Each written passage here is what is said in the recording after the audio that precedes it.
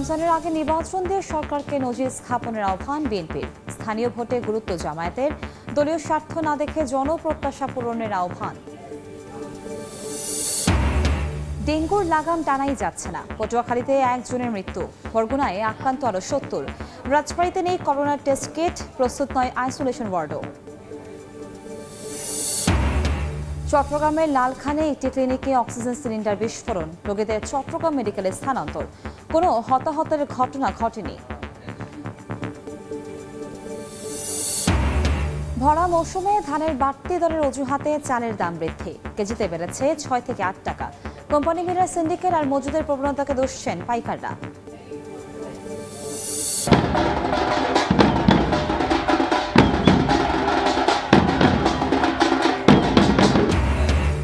দেশজুড়ে সনাতন ধর্মাবলম্বীদের রথযাত্রা উৎসব, বিভিন্ন স্থানে বর্ণাঢ্য র্যালির আয়োজন, ধামরায় বসেছে মাসব্যাপী মেলা।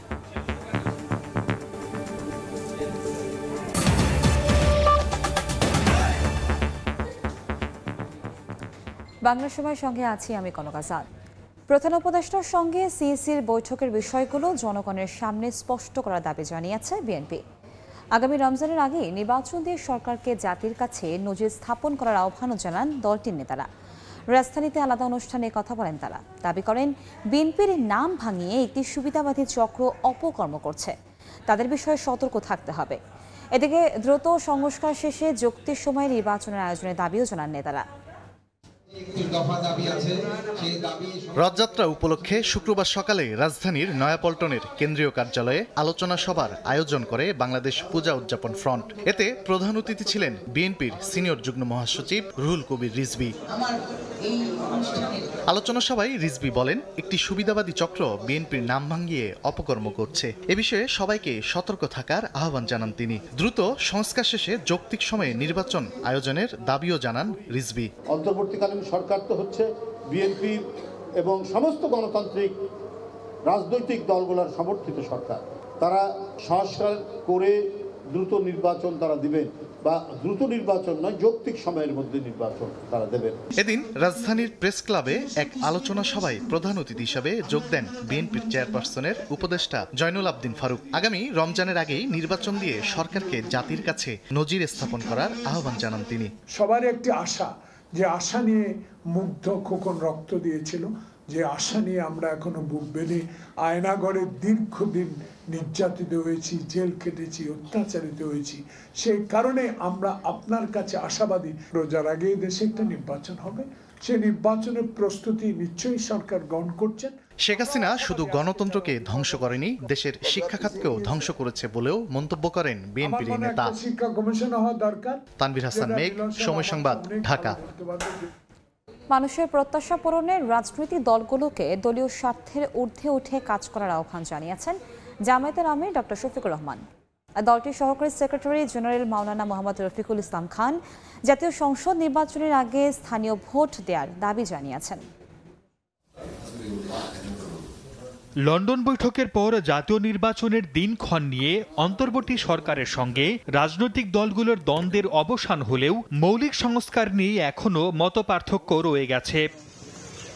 শুক্রবার সকালে মৌলভীবাজারে গিয়ে এ নিয়ে কথা বলেন জামায়াতে ইসলামীর আমির। জেলা জামায়াতের সাবেক আমির দেওয়ান সিরাজুল ইসলাম মতলিবের স্বজনদের সঙ্গে দেখা করতে যান ডাক্তার শফিকুর রহমান। এ সময় মৌলিক সংস্কার নিয়ে মতানৈক্যের বিষয়ে সাংবাদিকদের প্রশ্নোত্তরে তিনি বলেন, মানুষের প্রত্যাশা পূরণে রাজনৈতিক দলগুলোকে দলীয় স্বার্থের ঊর্ধ্বে উঠে কাজ করতে হবে। রাজনীতি বাংলাদেশের যেন স্বচ্ছ হয়, সুন্দর হয়।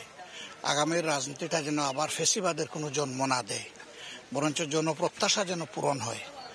এই ব্যাপারে রাজনৈতিক দল যারা আছেন তারা যেন সত্যিকার অর্থে মুখে যেভাবে বলেন সেইভাবে দলের স্বার্থের ঊর্ধ্বে উঠে দেশ এবং জাতির স্বার্থকে আমরা সবাই দেখতে পারি। এদিকে গাজীপুরে দলীয় একটি অনুষ্ঠানে জামায়াতের সহকারী সেক্রেটারি জেনারেল মাওলানা মোহাম্মদ রফিকুল ইসলাম খান জাতীয় সংসদ নির্বাচনের আগে স্থানীয় ভোট দেওয়ার দাবি জানান। স্বাধীনতার পর থেকে এখন পর্যন্ত দেশে দলীয় সরকারের অধীনে কোনো নির্বাচন নিরপেক্ষ হয়নি বলেও অভিযোগ করেন তিনি। তিনটি ভুয়া নির্বাচনের সাথে যারা জড়িত মাঠ প্রশাসন থেকে শুরু করে সবাইকে বিচারের আওতায় আনতে হবে। কেয়ারটেকার সরকারের অধীনে স্থানীয় সরকার নির্বাচন করতে হবে। দ্রুত জুলাই গণহত্যায় জড়িতদের বিচার দৃশ্যমান করার দাবি জানান রফিকুল ইসলাম। স্ব জায়গায় নিজেকে। সরদার মোহাম্মদ আরিফ, সময় সংবাদ। পটুয়াখালীর কলাপাড়ায় ডেঙ্গু আক্রান্ত হয়ে এক বৃদ্ধের মৃত্যু হয়েছে। হাসপাতাল কর্তৃপক্ষ জানায়, সকালে উপজেলা স্বাস্থ্য কমপ্লেক্সে চিকিৎসাধীন অবস্থায় তার মৃত্যু হয়। আর নতুন করে জেলায় ডেঙ্গু শনাক্ত হয়েছে 7 জনের। এদিকে ডেঙ্গুর হটস্পট বরগুনায় নতুন করে আরও 70 জন আক্রান্ত হয়েছেন। এ নিয়ে জেলায় চলতি মৌসুমে মোট আক্রান্তের সংখ্যা দাঁড়ালো 2711 জনে। বরগুনা জেনারেল হাসপাতালে চিকিৎসাধীন 202 জন, বাকিরা বিভিন্ন উপজেলা স্বাস্থ্য কমপ্লেক্সে ভর্তি আছেন।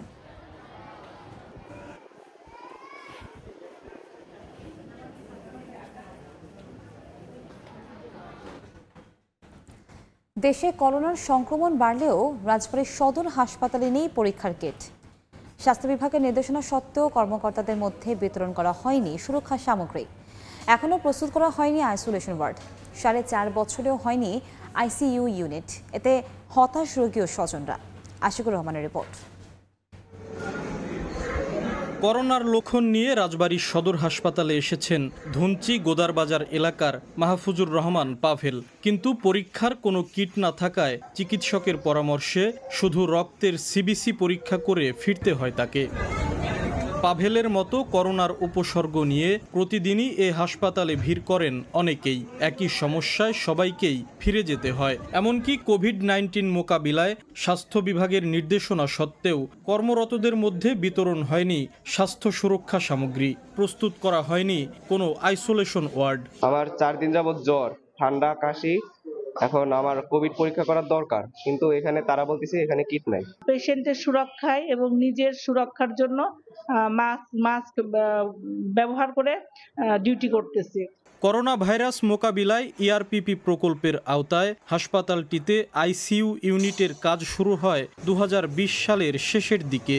এখনও শেষ হয়নি নির্মাণ কাজ, অথচ হাসপাতালের প্রবেশপথেই টাঙিয়ে রাখা হয়েছে আইসিইউ সেবার সাইনবোর্ড। এ নিয়ে ক্ষুব্ধ স্থানীয়রা। সাধারণ রোগীদেরকে এই আইসিইউর কথা এখানে সাইনবোর্ড দেখে আসে, কিন্তু সমস্ত রোগী ফরিদপুর এবং ঢাকা রিফার করে দেওয়া হয়। ঢাকাতে বা ফরিদপুর রিফার করার সঙ্গে যখন যায়, ওটা যাওয়ার পথেই সে পেশেন্টগুলো মারা যায়। আমাদের দাবি সদর হাসপাতালের আইসিইউ ব্যবস্থা দ্রুত চালু করা হোক। হাসপাতাল কর্তৃপক্ষ বলছে, করোনা শনাক্তকরণ কিট চেয়ে ঊর্ধ্বতন মহলে চিঠি দেয়া হয়েছে। আমরা কিটের চাহিদা দিচ্ছি, আশা করছি যে খুব শীঘ্রই আমরা এই কিটটা পেলে আমরা পরীক্ষাটাও শুরু করতে পারব।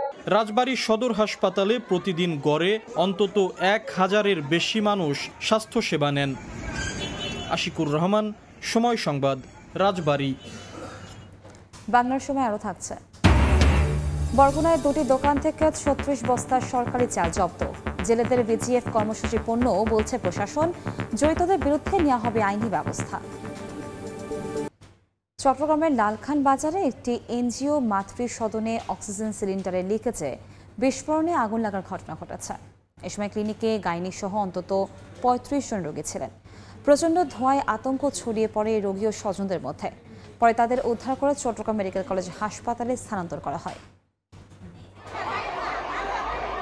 চট্টগ্রাম নগরীর লালখান বাজারে মমতা মাতৃ সদনের অপারেশন থিয়েটারে শুক্রবার বিকেল 3টার দিকে হঠাৎ বিস্ফোরণ ঘটে। এতে আতঙ্ক ছড়িয়ে পড়ে পুরো ক্লিনিকে। রোগীর স্বজন ও কর্মচারীরা জানান, ক্লিনিকের অপারেশন থিয়েটারের 1 নম্বর কক্ষে অক্সিজেন সিলিন্ডারের লিকেজ থেকে বিস্ফোরণ ঘটে। এতে সিলিন্ডারের আশেপাশে থাকা গজ ব্যান্ডেজে আগুন ধরে যায়। তাৎক্ষণিকভাবে ক্লিনিকে থাকা অগ্নি নির্বাপক যন্ত্র দিয়ে আগুন নেভানোর চেষ্টা করেন কর্মচারীরা। সেই সঙ্গে নার্স ও ডাক্তাররা দ্রুত ভবন থেকে রোগীদের নিরাপদে বের করে নিয়ে আসেন।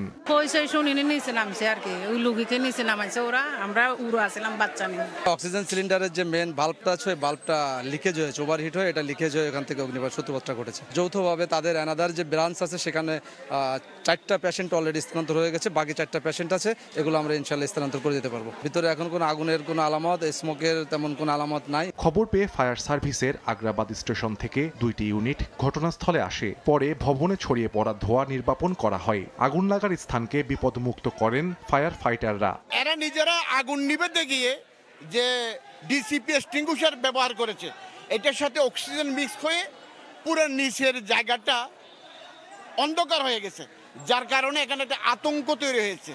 এখানে কোনো আগুন নাই। পরে ক্লিনিকে থাকা ৩৫ জন রোগীকে অ্যাম্বুলেন্সে করে চট্টগ্রাম মেডিকেলে স্থানান্তর করা হয়। সময় সংবাদ, চট্টগ্রাম। 2 সপ্তাহ ধরে অস্থির দেশের চালের বাজার। সরবরাহ সংকট না থাকলেও কেজিতে বেড়েছে 6 থেকে 8 টাকা।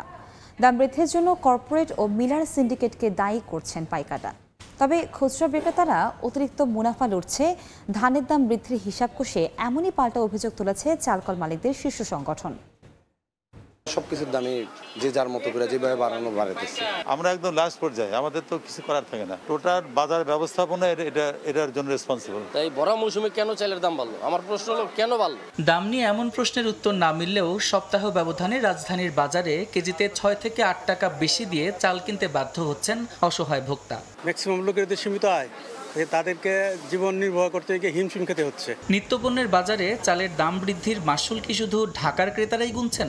গত সপ্তাহে দিনাজপুরে যে মানের মিনিকেট বিক্রি হচ্ছে 65 টাকা কেজি দরে, বর্তমানে তা ঠেকেছে 72 টাকায়। কেজিতে 8 টাকা পর্যন্ত বেড়েছে ব্রি28 নাজির সাইলের দাম। ময়মনসিংহেও 6 থেকে 8 টাকা পর্যন্ত বেড়েছে চালের দাম। মিল মালিকে মাল দেয় না, কিনে দেয়, দাম বাড়াইবে লিগা। এখানে কি কিছু করা আছে আড়তদারের বা দোকানদারের? আমাদের নাভিশ্বাস হয়ে গেছে, আমরা যারা ছোট ফ্যামিলি চলতে পারি না। বার্ডেন হয়েছে, কষ্টকর হয়ে যাচ্ছে আমাদের জন্য, বাজেট ফেল হয়ে যাচ্ছে। পর্যাপ্ত সরবরাহের পরও বাড়তি দামের যৌক্তিকতা খুঁজে পাচ্ছেন না স্বয়ং বিক্রেতারাও। চালদার শেষ হয়ে যায়নি, বারবার যদি আপনি ঘাটতি পড়ে তখন পর্যাপ্ত পরিমাণে চাল সরবরাহ আছে, এটা আমরা দেখি। কিন্তু যে ব্যাপার সমস্যা যেটা হচ্ছে, বেশি মূল্যে কিনতে হচ্ছে।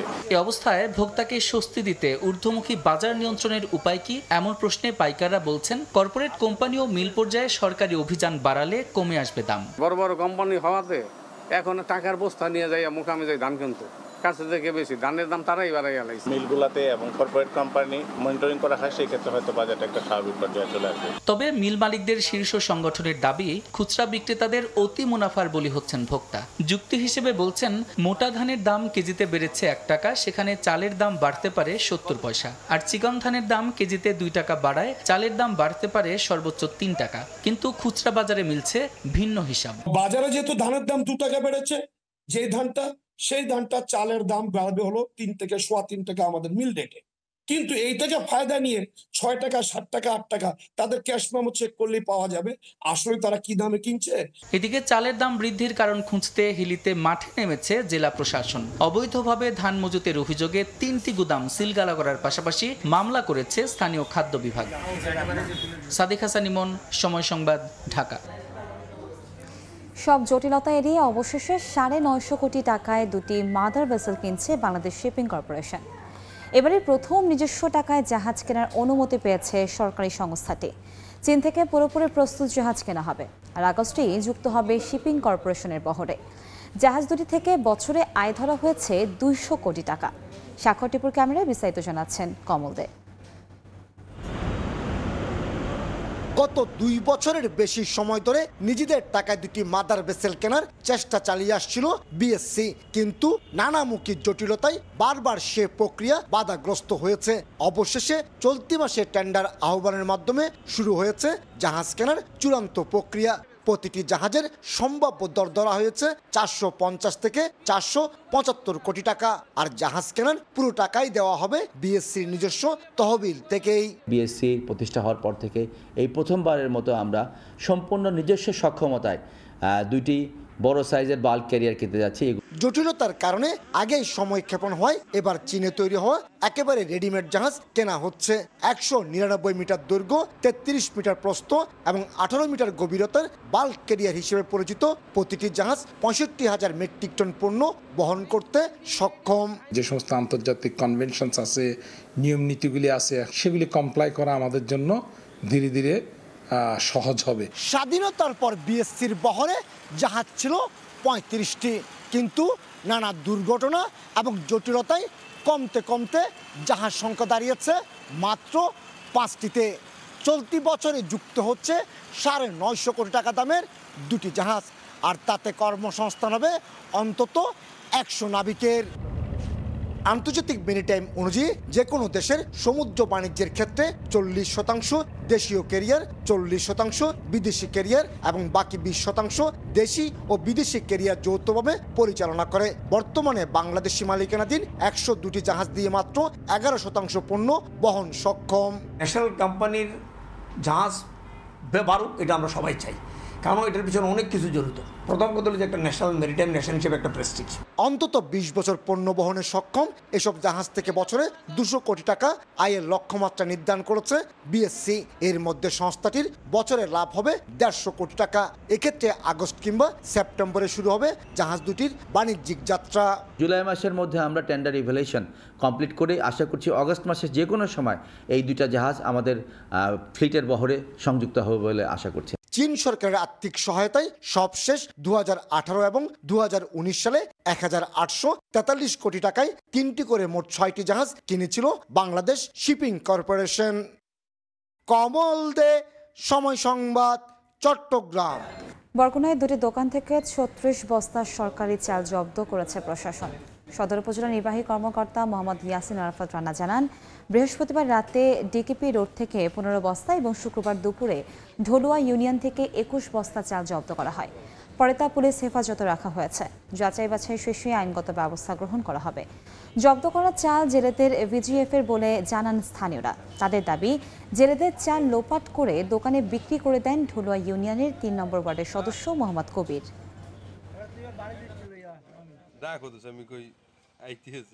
চালগুলো আসলে ইউনিয়ন পরিষদের কোনো বরাদ্দ থেকে বা জেলেদের কোনো বরাদ্দ থেকে বা অন্য কোনো বরাদ্দ থেকে চালগুলো এসেছে, সম্পূর্ণ উদ্ঘাটন করা সম্ভব হয়নি। চালগুলোকে যাচাই বাছাই করে আমরা ইউনিয়ন পরিষদের মাস্টার রোড সহ চালগুলো ফুড অফিসের মাধ্যমে ফুড অফিসের যে চাল কিনা সেটা যাচাই বাছাই করে চূড়ান্ত সিদ্ধান্ত গ্রহণ করব। শাস্তি পেয়েও প্রায় 1 বছর ধরে নিয়মিত অফিস করছেন শরীয়তপুরের মুন্না ইউনিয়ন পরিষদের বরখাস্ত চেয়ারম্যান। পরিষদ সংশ্লিষ্টরা তাকে বৈধ কাগজ দেখাতে বললেও তিনি দেখাতে পারেননি। এক পর্যায়ে সবার কথা উপেক্ষা করেই কাজ করছেন। এমনকি অভিযুক্তের পুনর্বহালের বিষয়ে প্রশাসনিক কোনো আদেশ নেই উপজেলা প্রশাসনের কাছে। আর এ বিষয়ে তদন্ত করে ব্যবস্থা নেওয়ার আশ্বাস জেলা প্রশাসকের। বিএম ইশরাফিলের পাঠানো তথ্য ও ছবি নিয়ে রিপোর্ট। 2024 সালের 19 মে চেক জালিয়াতি মামলায় 2 মাসের কারাদণ্ড হয় শরীয়তপুরের জাজিরা উপজেলার মুন্না ইউনিয়নের চেয়ারম্যান জলিল মাতবরের। ওই দিনই তাকে সাময়িক বরখাস্ত করে স্থানীয় সরকার বিভাগ, যা এখনও বহাল রয়েছে। আদালত ও প্রশাসন তাকে পুনর্বহাল না করলেও বর্তমানে তিনি নিয়মিত অফিস করছেন বলে অভিযোগ উঠেছে। ইউনিয়ন পরিষদ সংশ্লিষ্টরা বলছেন, এর মধ্যে তিনি ইউনিয়ন পরিষদের অন্তত 40 লাখ টাকা লেনদেনের কাগজে স্বাক্ষর করেন। পরিষদের সদস্যরা তাকে বৈধ কাগজ দেখাতে বললেও তিনি দেখাতে পারেননি। এক পর্যায়ে সবার কথা উপেক্ষা করেই তিনি কাজ করছেন। সে আমার বলছে যে আমি অফিস প্রধান, তো আমি সই স্বাক্ষর করবো। ইওনো মহোদয় যদি ইওনো তো তোমাদের বস, তো তোমাদের বস যদি মাইনা নেয় তো তোমার সমস্যা কি? ইউনিয়নের এই যে জিনিসগুলা যদি স্তক হয়ে যায়, মানুষের সেবা জিনিসটা যদি বন্ধ হয়ে যায় আমাদের কোনো কারণে, তাহলে কি আমরা দায়ী থাকবো না? তার এমন কাজে ক্ষুব্ধ এলাকাবাসীও। একজন চেয়ারম্যান কি একজন মেম্বারে কি যদি বহিষ্কার হয়ে যায় তাহলে তো আর তারিখভাবে বসাটা হয় না। ঊর্ধ্বতন কর্তৃপক্ষের দৃষ্টি আকর্ষণ করছি, এটা একটা দৃষ্টান্তমূলক শাস্তি ব্যবস্থা করা হোক। ইউনিয়ন পরিষদের কাগজে স্বাক্ষর করার বিষয়টি অস্বীকার করেন অভিযুক্ত জলিল মাতবর। কারাগার থেকে বেরিয়ে আবারও চেয়ারম্যানের চেয়ারে কিভাবে বসলেন, এমন প্রশ্নের সুনির্দিষ্ট উত্তর দিতে পারেননি। হাইকোর্টের রায়তে স্থানীয় শরীয়তপুর থেকে আমার বসার দিছে, নির্বাহী অফিসারের কাছে দেখতে দিছে। লিখিত কোনো দায়িত্ব দেওয়া হয়েছে না। এবার বলছেন হাইকোর্ট থেকে আপনাকে নির্দেশ, হাইকোর্ট থেকে নির্দেশ দিছে, এটা তো আমি বললাম, এটা আছে হাইকোর্টে এখন জমা আছে, ফিরে জমা দিছি। এ নিয়ে ক্যামেরার সামনে কথা বলতে রাজি হননি উপজেলা নির্বাহী কর্মকর্তা। তবে মুঠোফোনে তিনি জানান, অভিযুক্তের পুনর্বহালের বিষয়ে প্রশাসনিক কোনো আদেশ নেই তার কাছে, আর এ বিষয়ে তদন্ত করে ব্যবস্থা নেওয়ার আশ্বাস জেলা প্রশাসকের। যদি এরকম কোনো ঘটনা ঘটে থাকে যে বরখাস্ত অবস্থায় সে অফিস পরিচালনা করেছেন এবং আর্থিক লেনদেন করেছেন, তাহলে আইন বিধি অনুসারে যে ব্যবস্থা গ্রহণ করা দরকার আমরা অতি দ্রুত সেই ব্যবস্থা গ্রহণ করি। 2022 সালের 29 ডিসেম্বর ইউনিয়ন পরিষদ নির্বাচনে মুলনা থেকে চশমা প্রতীকে বিজয়ী হন জলিল মাতবর। সময় সংবাদ, শরীয়তপুর। চীন থেকে ফেরার পর গোপালগঞ্জ সদর উপজেলার সাবেক চেয়ারম্যান কামরুজ্জামান ভূঁইয়া লুটুকে গ্রেফতার করা হয়েছে। বৃহস্পতিবার রাতে হযরত শাহজালাল আন্তর্জাতিক বিমানবন্দর ইমিগ্রেশনের পুলিশ তাকে গ্রেফতার করে। শুক্রবার কামরুজ্জামানকে হস্তান্তর করা হয় গোপালগঞ্জ সদর থানায়। পরে দুপুরে আদালতে হাজির করা হয়। কেন্দ্রীয় স্বেচ্ছাসেবক দলের ক্রীড়া সম্পাদক শওকত আলী দিদার হত্যা মামলায় তাকে গ্রেফতার দেখানো হয়েছে।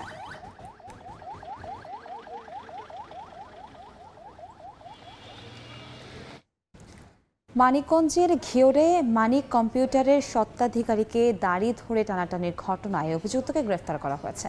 পুলিশ জানায়, সোমবার রাতে ঘিওরের দোকান মালিক আলী আজম মানিকের সঙ্গে নাসিম ভূঁইয়ার কথা কাটাকাটি হয়। এক পর্যায়ে নাসিম আলী আজম মানিকের মুখের দাড়ি ধরে টানাটানি সহ মারধর করে।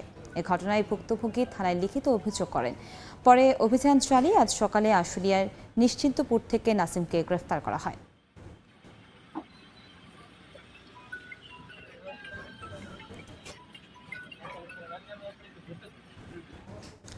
ঝালকাঠিতে একই পরিবারের ৬ জনকে ঘুমের ওষুধ খাইয়ে দুর্ধর্ষ চুরির ঘটনা ঘটেছে। বৃহস্পতিবার রাতে নলছিটি উপজেলার প্রতাপ গ্রামে ঘটনা ঘটে। স্থানীয়রা জানায়, সকালে অনেক বেলা পর্যন্ত মেজবা উদ্দিনের পরিবারের কেউ ঘুম থেকে উঠছিল না। হঠাৎ করে ঘুম ভেঙে পরিবারের সদস্যরা দেখেন ঘরের স্টিলের আলমারি ড্রয়ার ভাঙা, স্বর্ণালংকার সহ নগদ টাকাও নেই। পরে সবাইকে ঝালকাঠি সদর হাসপাতালে ভর্তি করেন স্থানীয়রা। চিকিৎসক জানান, তাদের কোনোভাবে ঘুমের ওষুধ জাতীয় কিছু খাওয়ানো হয়েছে ধারণা করা হচ্ছে।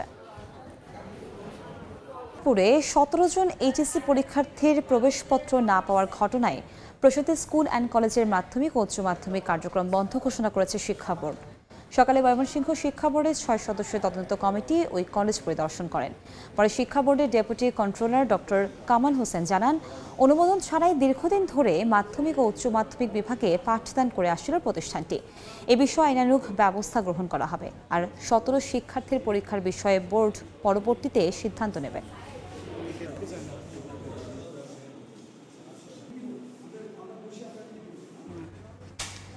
মাদারীপুরের সরকারি প্রাথমিক বিদ্যালয়গুলোতে শিক্ষক সংকট চরমে। জেলার 2 শতাধিক বিদ্যালয়ে সহকারী শিক্ষকদের দেওয়া হয়েছে ভারপ্রাপ্ত প্রধান শিক্ষকের দায়িত্ব, যাদের বেশিরভাগই ব্যস্ত দাপ্তরিক ও প্রশাসনিক কাজে। এতে ব্যাহত হচ্ছে পাঠদান কার্যক্রম। দ্রুত শূন্য পদে নিয়োগের দাবি শিক্ষক শিক্ষার্থীদের। এদিকে সমস্যার সমাধানে পদক্ষেপ নেওয়ার কথা জানিয়েছে জেলার প্রাথমিক শিক্ষা অধিদপ্তর। সঞ্জয় কর্মকার অভিজিত রিপোর্ট, ছবি তুলেছেন শাহাদাত আকন। শিপ্রা বৈরাগী মাদারীপুর কেন্দুয়া ইউনিয়নের 1902 সালে প্রতিষ্ঠিত 101 নম্বর দত্ত কেন্দুয়া সরকারি প্রাথমিক বিদ্যালয়ের সহকারী শিক্ষক। প্রধান শিক্ষক না থাকায় 1 বছরেরও বেশি সময় ধরে তিনি পালন করছেন বিদ্যালয়ের গুরুত্বপূর্ণ পদের দায়িত্ব। এদিকে 175 নম্বর কলাবাড়ি সরকারি প্রাথমিক বিদ্যালয়ে গত বছরের অক্টোবরে প্রধান শিক্ষক অর্চনা গোলদার অন্যত্র বদলি হন। পরে এই পদে আছেন সহকারী শিক্ষক মশিউর রহমান। সোশ্যালের কাজ এবং দাপ্তরিক কাজ এবং ক্লাস নেওয়া, তিনটা মিলিয়ে কাজ করা অনেকটা কষ্টের ব্যাপার। প্রধান শিক্ষকের যে কাজগুলো সেগুলো তো আমার করা লাগে, তো আমার করা লাগলে আমার যে ক্লাসগুলো সেগুলো তো অন্য টিচারের উপর চাপ পড়ে। এদিকে শহরের 139 নম্বর পুলিশ লাইন্স সরকারি প্রাথমিক বিদ্যালয়ে 500 জন শিক্ষার্থী রয়েছে। 12 জন সহকারী শিক্ষক থাকার কথা থাকলেও আছেন মাত্র 6 জন। শিক্ষক মাত্র 6 জন। আমরা পাঠদানে খুবই সমস্যায় পড়তে হয়। জেলা প্রাথমিক শিক্ষা কর্মকর্তা জানান, শিক্ষক নিয়োগের ব্যাপারে শিক্ষা অধিদপ্তরে বিষয়টি অবগত করা হয়েছে। প্রধান শিক্ষকের পদ শূন্য পদের তালিকা আমরা অধিদপ্তরে দিয়েছি, পাঠিয়েছি। জেলার 719 সরকারি প্রাথমিক বিদ্যালয়ে 224টি প্রধান শিক্ষক ও 204 জন সহকারী শিক্ষকের পদ শূন্য রয়েছে। সূত্র বলছে 2013 সালের পর সরাসরি প্রধান শিক্ষক নিয়োগ দেয়া বন্ধ রেখেছে শিক্ষা অধিদপ্তর। আর মামলা জটিলতায় আটকে আছে সহকারী শিক্ষকদের মধ্য থেকেও পদোন্নতিও। সঞ্জয় কর্মকার, অভিজিৎ, সময় সংবাদ, মাদারীপুর। নারায়ণগঞ্জের ঢাকা চট্টগ্রাম মহাসড়কের উপর বেশিরভাগ ফুটওভার ব্রিজ এখন হকারদের দখলে। বিক্রি হচ্ছে ফল, স্টেশনারি, ইলেকট্রনিক্স, বিভিন্ন পণ্য। পথচারীরা জানান, হকারদের দোকানের জন্য ব্যাহত হচ্ছে চলাচল। ভিড়ের মধ্যে হচ্ছে পকেট কাটা ও ছিনতাইও। এতে ক্ষুব্ধ তারা। তবে শীঘ্রই স্থায়ী সমাধানের আশ্বাস সংশ্লিষ্টদের। শওকত আলী শওকতের পাঠানো তথ্য ও আরিফ হোসেনের ছবি নিয়ে রিপোর্ট। পথচারীদের নিরাপদে রাস্তা পারাপার হতে নির্মাণ করা হয়েছে ফুট ওভারব্রিজ। তবে হকারদের জন্য কমে এসেছে হাঁটার জায়গা। ঢাকা চট্টগ্রাম মহাসড়কের নারায়ণগঞ্জ অংশের বেশিরভাগ ফুট ওভারব্রিজ এখন হকারদের দখলে। বিক্রি হচ্ছে ফল, স্টেশনারি, ইলেকট্রনিক্স সহ বিভিন্ন ধরনের পণ্য। পথচারীরা জানান হকারদের দোকানের জন্য ব্যাহত হচ্ছে পারাপার। ভিড়ের মধ্যে হচ্ছে পকেটমার ও ছিনতাই। এ নিয়ে কোনো বিভাগ ব্যবস্থা না নেয় ক্ষুব্ধ তারা। এখানে যদি হকাররা থাকে তাহলে মানুষের জনমালে খুবই বিঘ্ন ঘটে। ধাক্কাধাক্কির কারণে অনেক সময় পকেটমারি হয়, ছিনতাই হয়। অবৈধ ও অন্যায় জেনেও ওভারব্রিজে ব্যবসা করছেন হকাররা। চাপায় দোকান করতেছে, বোঝেন নাই, আমরা তো মাঝখানে করতেছি না। শিগগিরই স্থায়ী সমাধানের আশ্বাস কর্মকর্তাদের। উচ্ছেদ করি, আমরা ভিজিলেন্সে রাখি, 1 মাস 2 মাস পরে দেখা যায় আবার বসে। তো আমরা এটা সবসময় ভিজিলেন্সে রাখছি এবং এগুলা উচ্ছেদ কার্যক্রম চলমান থাকছে আমাদের। ঢাকা চট্টগ্রাম মহাসড়কে নারায়ণগঞ্জের সাইনবোর্ড থেকে মেঘনা টোল প্লাজা পর্যন্ত প্রায় 20 কিলোমিটার সড়কের উপর মোট 10টি ফুট ওভারব্রিজ রয়েছে। সময় সংবাদ, নারায়ণগঞ্জ। মোংলায় বন্দরের পশু চ্যানেল ও ঘোষিয়াখালী ত্রিমোহনায় লাইটারের ধাক্কায় ডুবে গেছে একটি কার্গো জাহাজ। জাহাজটিতে ছিল 914 মেট্রিক টন সিমেন্ট তৈরির কাঁচামাল। ভাসমান অবস্থায় উদ্ধার করা হয়েছে কার্গোয় থাকা 10 নাবিককে। তবে দুর্ঘটনাস্থলটি মূল চ্যানেল থেকে দূরে হওয়ায় স্বাভাবিক রয়েছে জাহাজ চলাচল। কলকাতা থেকে ফ্লাই অ্যাশ বোঝাই করে নারায়ণগঞ্জের বসুন্ধরার ঘাটে যাচ্ছিল জাহাজটি। বৃহস্পতিবার যাত্রা বিরতি দিয়ে ত্রিমোহনায় নোঙর করা হয় জাহাজটি। সকাল 7:30টার দিকে বিপরীত দিক থেকে আসা MV কে আলম গুলশান 2 নামের একটি লাইটার জাহাজ ধাক্কা দেয় থেমে থাকা জাহাজটিকে। এতে পরশু নদীতে ডুবে যায় ফ্লাই অ্যাশ বোঝাই MV মিজান 1। জাহাজে থাকা 10 নাবিক অন্য নৌযানের সহায়তায় তীরে পৌঁছাতে সমর্থ হয়। দুর্ঘটনাস্থল পরিদর্শন করেছে বন্দরের হারবার বিভাগ।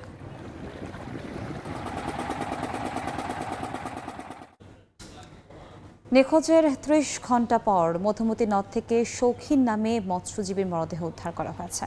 বুধবার রাতে ফরিদপুরের বোয়ালমারী উপজেলা ও মাগুরার মোহাম্মদপুর উপজেলার সীমান্তবর্তী মধুমতি নদীতে মাছ ধরতে যায় শৌখিন। এ সময় আরেক মৎস্যজীবী জব্বার মোল্লার সঙ্গে কথা কাটাকাটি হয়।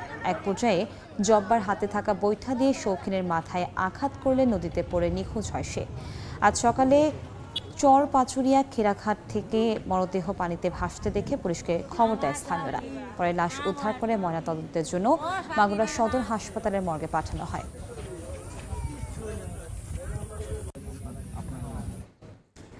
ঝিনাইদহে ট্রেনে কাটা পড়ে এক যুবক নিহত হয়েছেন। সকালে কালীগঞ্জে মোবারকগঞ্জ রেল স্টেশনের 4 নম্বর লাইনে একটি মালবাহী ট্রেন সাংটিং করছিল।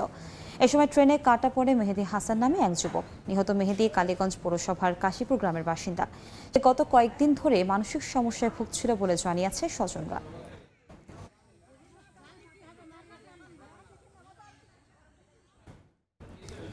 সাভারে জুলাই আন্দোলনে নিহতদের স্বজন ও আহতদের অংশগ্রহণে মতবিনিময় সভা হয়েছে। সকালে উপজেলা হলরুমে ঈদ পুনর্মিলন ও মতবিনিময় সভার আয়োজন করে ভয়েস অফ জুলাই। এ সময় শীঘ্রই জুলাই অভ্যুত্থানে আহত ও নিহতদের সঠিক ও পূর্ণাঙ্গ তালিকা প্রকাশের দাবি জানানো হয়। একই সঙ্গে গেজেট প্রকাশ করে ক্ষতিপূরণ আদায়ের দাবি জানান বক্তারা। অনুষ্ঠানে প্রধান অতিথি ছিলেন ঢাকা জেলার জুলাই আগস্ট গণঅভ্যুত্থানের শহীদ ও আহতদের তালিকা যাচাই বাছাই কমিটির প্রধান সমন্বয়কারী মোহাম্মদ তামিম খান।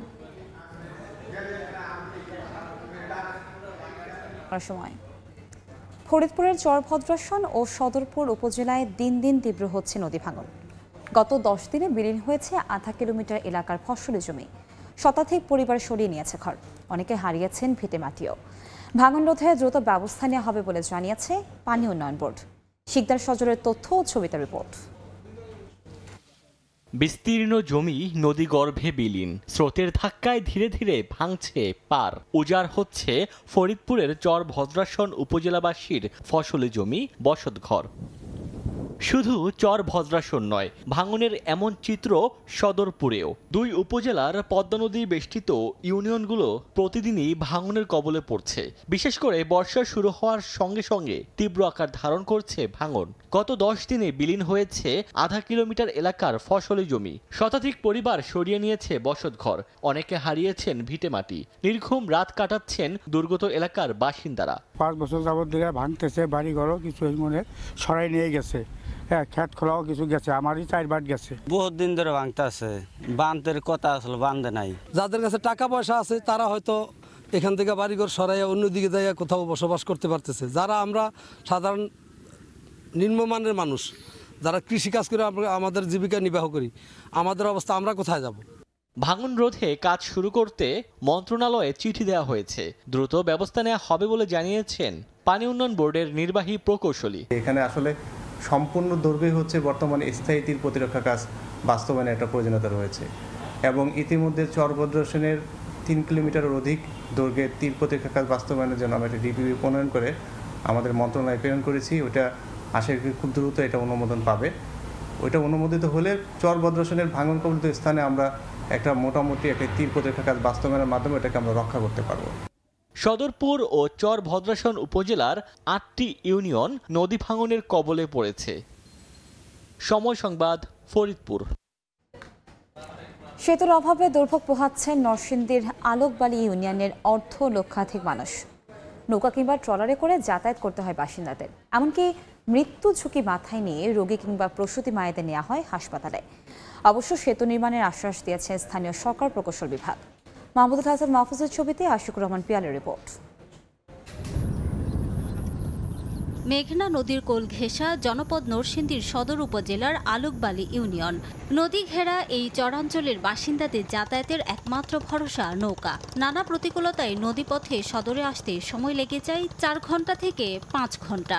মৃত্যু ঝুঁকি মাথায় নিয়ে রোগী কিংবা প্রসূতি মায়েদের নেওয়া হয় হাসপাতালে। ঝুঁকি নিয়ে নদী পারাপার হয় স্কুল কলেজগামী শিক্ষার্থীরা। এই জায়গার মানুষের সবচেয়ে বড় সমস্যা হচ্ছে যোগাযোগ ব্যবস্থা। মুমূর্ষ রোগী অথবা ডেলিভারি রোগী আমরা নিতে দেখা গেছে অনেক সময় রাস্তায় মারা যায়। আলোকবালি থেকে পঞ্চবটি একটা ব্রিজ হয়, তাহলে আমাদের সবাই উপকৃত হবে। সবার প্রাণীরা দেবী এই ব্রিজটা যেন অতি শীঘ্রই আমাদের বাস্তবায়ন করে দেয়। অবশ্য সেতু নির্মাণের সম্ভাবনা যাচাই করা হয়েছে। শিগগিরই সেতু নির্মাণের আশ্বাস স্থানীয় সরকার প্রকৌশল অধিদপ্তরের। আমাদের একটা প্রকল্প আছে, সেই প্রকল্পটার ভিতরে এটা সার্ভে হয়ে গেছে এবং হাইড্রোমরফোলজিক্যাল স্টাডিও হয়ে গেছে। ইনশাল্লাহ এই প্রকল্পটা যদি আলোর মুখ দেখে, ইনশাল্লাহ আমাদের এই ব্রিজটা বাস্তবায়ন হবে। আলোকবালি থেকে করিমপুর ইউনিয়নের শ্রীনগর পর্যন্ত 300 মিটার দৈর্ঘ্যের সেতু নির্মাণ হলে ভাগ্য বদলাবে 9 গ্রামের প্রায় 50,000-এর বেশি মানুষের।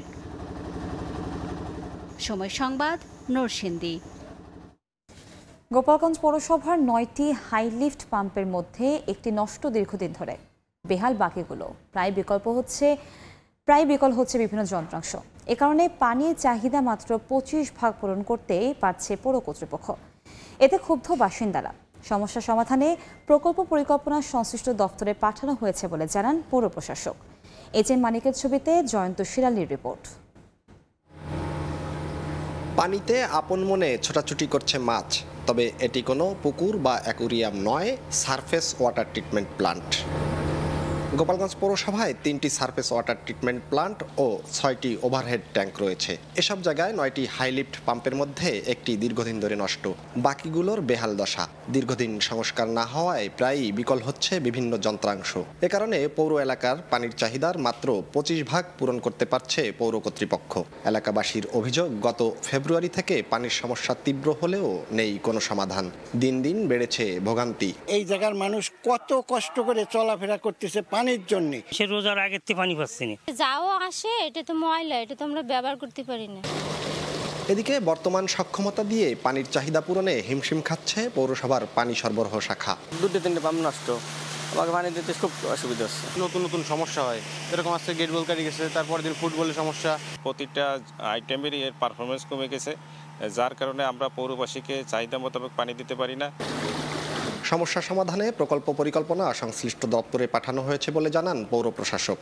একটি প্রকল্প তৈরি করে ডিপিপি আকারে এটি আমাদের স্থানীয় সরকার মন্ত্রণালয়, স্থানীয় সরকার বিভাগে আমাদের প্রেরণ করা হয়েছে। আমরা আশাবাদী যে এটি খুব শীঘ্রই এটি অনুমোদন হবে। গোপালগঞ্জ পৌরসভায় বর্তমানে গ্রাহক রয়েছে 10,149 জন। 30.70 বর্গ কিলোমিটারের এই পৌরসভাটিতে প্রতিদিন পানির চাহিদা রয়েছে 60 মিলিয়ন লিটার, কিন্তু সরবরাহ করা সম্ভব হচ্ছে মাত্র 15 মিলিয়ন লিটার। জয়ন্ত শিরালি, সময় সংবাদ, গোপালগঞ্জ। সারা দেশে বর্ণাঢ্য আয়োজনে পালিত হচ্ছে সনাতন ধর্মাবলম্বীদের রথযাত্রা উৎসব। এ উপলক্ষে আয়োজন করা হয়েছে র্যালি ও মেলার। রথযাত্রা থেকে জগতের মঙ্গল কামনা করেন ভক্তরা। রথের রশি ধরে ধর্মীয় আচার পালন, জগতের মঙ্গল কামনা ব্রহ্মচারীদের। হাজারো ভক্তের অংশগ্রহণে শুক্রবার পালিত হচ্ছে সনাতন ধর্মাবলম্বীদের রথযাত্রা উৎসব। সনাতন ধর্মমতে জগন্নাথ দেব রথযাত্রার মধ্য দিয়ে মাসির বাড়ি যাত্রা করেন। খুবই ভালো লাগছে, আরো এত দূর ট্রেনে আসছি, আরো প্রত্যেক বছর এভাবে টানতে চাই এই আশায় আর কি। দেশবাসী সবাই সুস্থ থাকুক, ভালো থাকুক এই কামনা নিয়েই রথযাত্রাতে এসেছি। আমাদের পরম সৌভাগ্য যে জগন্নাথ দেব স্বয়ং ভগবান সে নিজে আমাদেরকে পথে নেমে দর্শন দিয়েছেন। পালকি সহযোগে দেবতাকে রথে অধিষ্ঠান করা হয়। রথ টানির মধ্য দিয়ে দেবতা মাণিক্য মাধব নিজ বাড়ি থেকে যাচ্ছেন শ্বশুর বাড়ি। আগামী 5 জুলাই উল্টো রথযাত্রায় মাণিক্য মাধব নিজ বাড়ি ফেরার মধ্য দিয়ে শেষ হবে এই রথযাত্রা। আমাদের এখানে হিন্দু জনগোষ্ঠী নয়, প্রত্যেকটা মানুষের সার্বজনীন একটা অনুষ্ঠানে রথ উৎসবে সবাই অংশগ্রহণ করে। জগন্নাথ দেবের ঠাকুরের কাছে প্রার্থনা করি যেন প্রতি বছর আমরা এই রথযাত্রা উৎসবটা সুন্দরভাবে সাবলীলভাবে পালন করতে পারি। এদিকে রথযাত্রাকে ঘিরে দেশের বিভিন্ন স্থানে বসেছে মেলা। এতে শিশুদের মনোরঞ্জনের জন্য নাগরদোলা সহ নানা পণ্যের পসরা নিয়ে বসেছেন দোকানিরা। শামিমা শাম্মী, সময় সংবাদ। বাংলা সময়ের শীর্ষ সংবাদগুলো জানিয়ে দিচ্ছে আরেকবার। রমজানের আগে নির্বাচন দিয়ে সরকারকে নজির স্থাপনের আহ্বান বিএনপির। স্থানীয় ভোটে গুরুত্ব জামায়াতের, দলীয় স্বার্থ না দেখে জনপ্রত্যাশা পূরণের আহ্বান। ডেঙ্গুর লাগাম টানাই যাচ্ছে না, পটুয়াখালীতে একজনের মৃত্যু, বরগুনায় আক্রান্ত আরো 70। রাজবাড়ীতে নেই করোনার টেস্ট কিট, প্রস্তুত নয় আইসোলেশন ওয়ার্ডও। এবং চট্টগ্রামের লালখানে একটি ক্লিনিকে অক্সিজেন সিলিন্ডার বিস্ফোরণ, রোগীদের চট্টগ্রাম মেডিকেলে স্থানান্তর, কোনো হতাহতের ঘটনা ঘটেনি।